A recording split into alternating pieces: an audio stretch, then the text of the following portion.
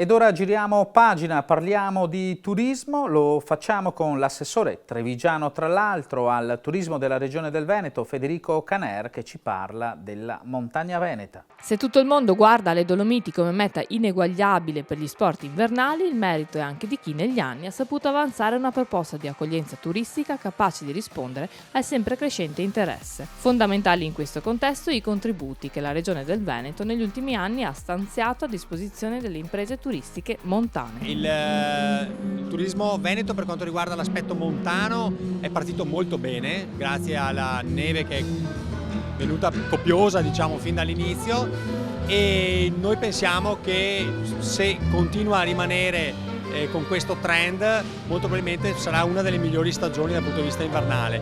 Ma la montagna è qualche anno che sta crescendo, a parte l'inverno scorso, quello a cavallo tra il 18 e il 19, che come sappiamo per effetto del Vaia ci ha messo un po' in difficoltà, però in estate abbiamo recuperato i flussi turistici. Una stagione, quella in corso, che gode di ottime condizioni, ma dove è necessario guardare al domani, quando i riflettori internazionali verranno puntati sulle montagne venete. Quello del 2019 è stato quindi un contributo necessario rivolto agli operatori turistici con i quali la Regione ha condiviso lo sforzo del progetto Olimpiadi.